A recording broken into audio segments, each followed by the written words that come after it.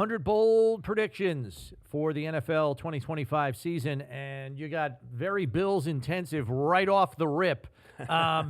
Super Bowl, and not only appearing in the Super Bowl, but you got the Bills beating the Eagles in Super Bowl 60 out in Santa Clara come February. I guess what kind of has you leaning that way?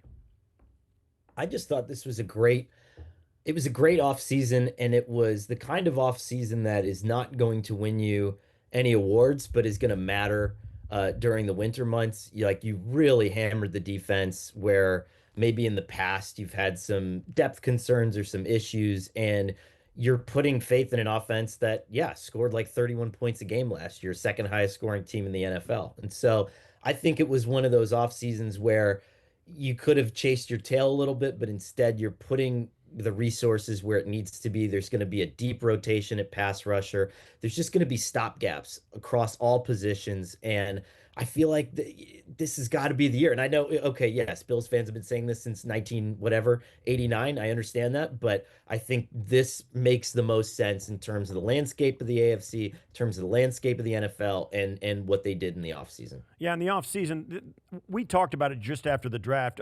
Leading up to it, it was deep, and we got to do all this. And they picked players in this draft at positions and of the quality that, and I use the phrase, it scratched an itch. The entire fan base wanted them to do this, and this, and they did this, and this. They picked the right guys. They picked the right positions at the right spot in the draft. Unfortunately, that doesn't guarantee them anything, but it does make you feel better at this time of year.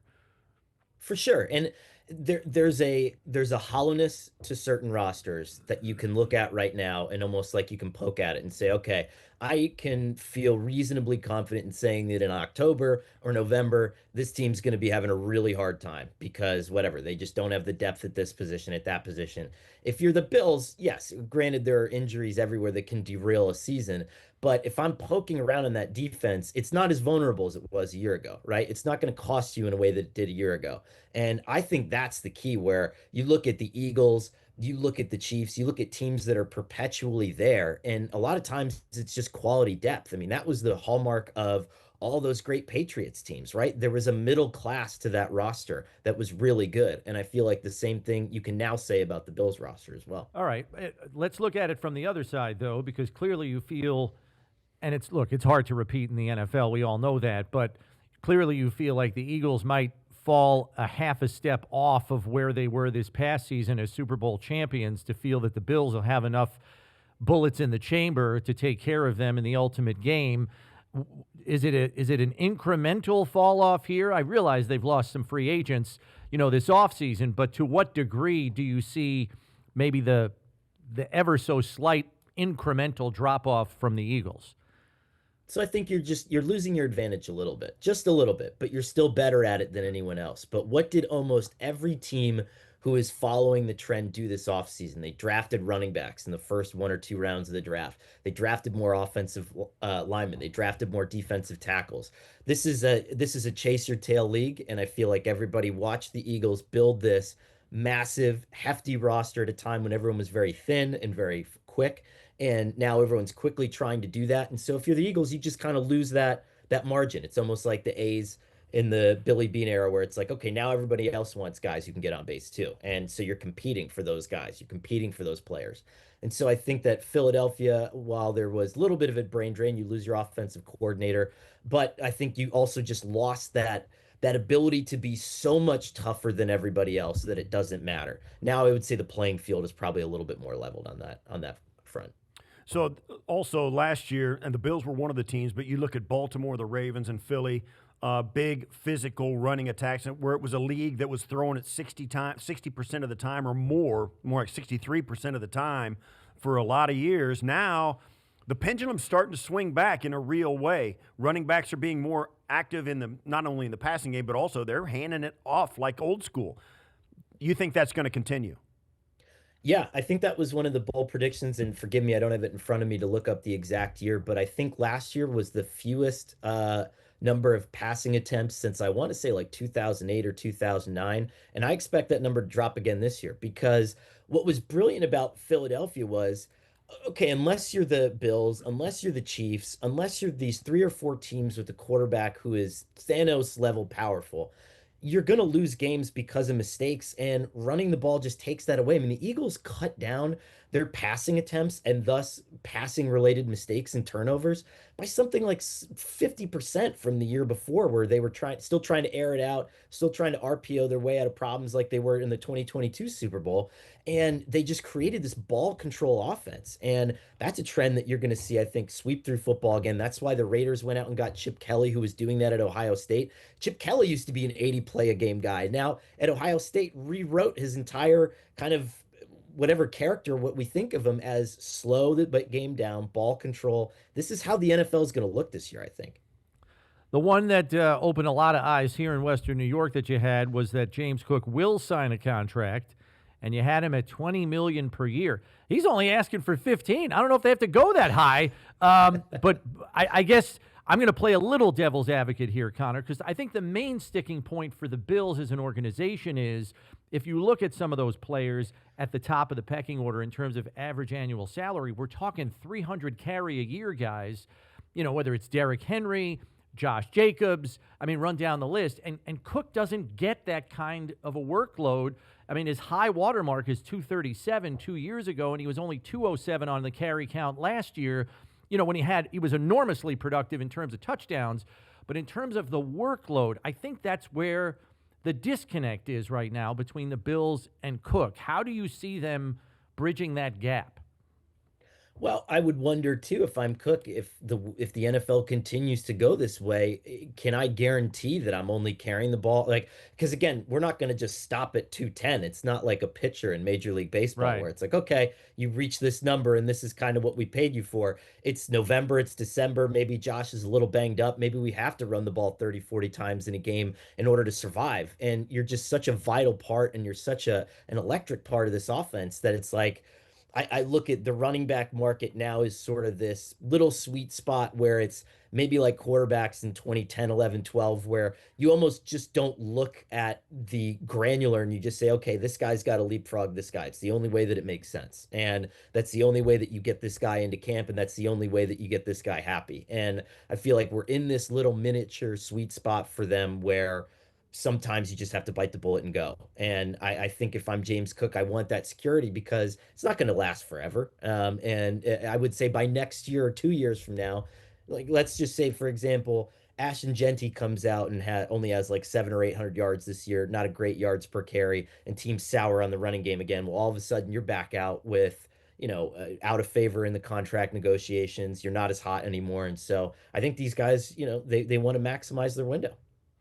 So you predicted that the New Orleans Saints will have the first pick of the draft, and I don't know. That's not really one of the limbs you climbed out. That is a prediction. I don't know if it's bold or not, but I do. I agree with it. You're more bullish on the Cowboys, the Jets, the Seahawks, the Raiders. You think those teams are going to be a little bit better than they're advertised. You think Dallas is going to be able to win more, half of their games, maybe even. Jets a little bit better than the seller in the East. Give us an idea of why you think maybe the Jets and the Cowboys are going to maybe be a little better than what we anticipated. Yeah, the Jets and the Cowboys in particular, you just look at the rosters up and down, right? And the Jets are going to have less of a burden. I think they play like a lot of 1 o'clock games. The NFC East, or the AFC East, sorry, and you guys know this, the way that the schedule breaks down, for example, like the Patriots have a cakewalk for the first half of the season. And so I think that, and cakewalk in air quotes, right? All these games are going to be tough, but a lot of winnable games in the first half of the season, whereas the Jets get a lot of those opponents in the back half of the season. I think if they can survive and Justin Fields gives you a chance to just win some of those games with their legs, the way that the Jets didn't have those opportunities last year. And it's just a really good roster. Sauce Gardner had a bad year last year, but a lot of people had a bad year last year. He was the defensive rookie of the year before. Quinnen Williams. There's not a lot of holes on that roster. And if that offensive line is even close to shored up, you really like what they can do. And Dallas, they were playing the Commanders tight down the stretch last year. I think they beat the Commanders in overtime last year with Cooper Rush. This is a team that now gets Dak Prescott back, and I don't care who the head coach is. I didn't necessarily love the hire, but you have really good star players at three important critical positions, I think that's going to be enough to win you enough games where I think their over under from MGM was like 8.5 games. I mean, I would probably take the over on that one for sure. Right. As far as front office goes, you had Brandon Beane among your top 6 Executive of the Year candidates. I got to be honest, though, I was surprised to see the balance of the AFC West in this also. I mean, all 4 guys. Look, I know you got probably 4 Hall of Fame coaches in that division, but John Spytek, with all due respect, has a lot of work to do with that roster. I know they get Geno Smith. Genty's supposed to help him on the offensive side of the ball, but the defense needs a boatload of work. Like, how do you see him kind of factoring in? Does a 7 or 8 win season put him in the conversation? I guess that's what I'm asking. Yeah, I mean, because you're looking at the team has to have a long way to go, right? And sometimes as voters, and I'm not one, but you lose sight of the granular and you kind of chase whatever is, pretty out there. And you're saying, oh, wow, this team had 4 wins last year. They were picking at 6 or whatever. And now they're, picking 22 or 23 this year. Ashton Jennings, offensive rookie of the year. Like, as a potential executive of the year candidate, you kind of have to have either an offensive or defensive rookie of the year candidate, or you have to be close, right? You have to have a guy that's in the running for it. And so I just think Genty is one of those guys that could come out and run for 1,500 yards. Geno Smith can finally give you some adequate quarterback play.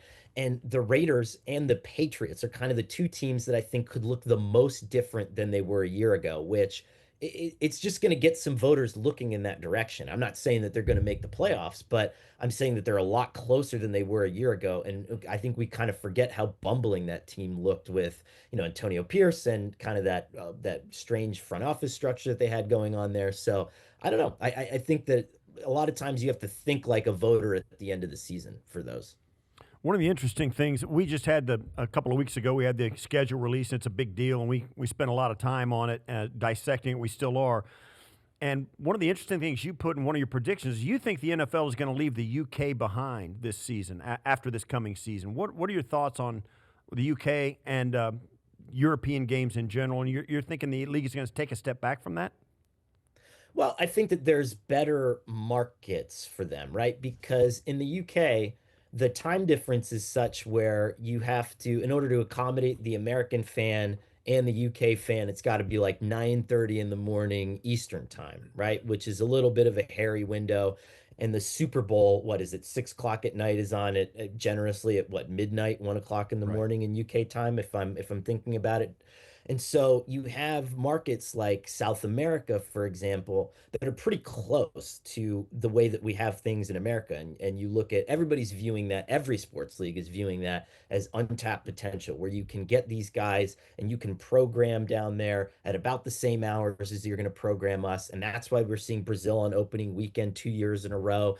That's why they're getting kind of that plum opportunity, because what you're really trying to do is you're trying to time them up, sync them up with the American ecosystem and the way that we time things and the way that we react to things. And so I think Latin America especially, but Australia is interesting too, right? Where they're so far ahead that some of our night games are in that sweet spot in that window for them in the morning, or, in the early afternoon when they're kind of going about their day. And so I think that there are some other markets where the NFL might be looking around and saying like, okay, we got the UK. They're not going anywhere, right? But do we really now want to put like this many games in one spot when there's all these other places that we can start sticking games and getting fans and globalizing the sport, especially with the Olympics coming up in 2028. I mean, this is going to be a massive push for the league to try to increase their visibility. All right, last one for me, Conor. You dipped your toe in the Siskel and Ebert water here with your anticipated review of what the holiday touchdown of Bill's love story movie is going to look like, and you weren't supremely optimistic. And, I know the Chiefs one was what it was. I haven't seen it myself. We kind of have a little disdain for that team, as you might imagine, in this neck of the woods. But, people, it's funny because we were talking about some of your bold predictions on the show late last week before we got you on. And, some people were commenting on social, and they're just like, he hasn't even seen it yet. What's he talking about? So, unless you have an advanced screening that we're unaware of. So, fill us in. I don't expect you guys to know this, but I'm a Hallmark aficionado. All podcast that I do with some of my former colleagues from NFL Network. We hosted a live screening of the Chiefs' holiday touchdown. So I consider myself a bit of an expert in this field. I'm just a little bit worried. I'm combing through the casting right now. I'm just looking at all the different little biomarkers of this movie, and I'm just, you got to reach out and you got to grab me on this one. I'm not sold right away. Doesn't feel like a traditional Hallmark movie, which I love, and but I'm open, right? The one thing that I'll say about myself is I'm always willing to admit that I'm wrong. Okay, well, last one from me. For the last couple of years, we would be remiss if we didn't end with a little bit of Aaron Rodgers talk. You think he's going to have a really good reason why he's not on a football team as of yet? Give me some possibilities to why he would be delaying. Well, he has talked a little bit about people in his inner circle with health issues, and I think that anytime something like that comes up for me, that's one of those things where you have to just take a step back and say, okay, if this is the case, if this is someone who is caring for someone in their inner circle, doesn't want to jump into the grind of training camp yet, I think that's something that you have to respect about the guy. And really, last year, there was the trip to Egypt that everyone talks about, but I feel like also he was doing more. I want to say he was doing more off-season stuff with the team than even Lamar Jackson was doing with the Ravens. I mean, he was there for a long time. And I will say that most of the people, if you go back to the Jets and you talk to those guys, really did like Aaron Rodgers. They liked having him there. And so I think that there's probably a little bit of a disconnect between public and private perception there. And I think we might go into the season being like, okay, it kind of makes sense that he had to take this time for him and for himself. And that's just me reading the tea leaves based on what he said publicly so far. Conor, thanks for the time as always. Conor. We appreciate it. Enjoy whatever off-season you are afforded because we'll be ramping back up real soon, as you well know. Thanks for the time. All right. Thanks. You too, guys.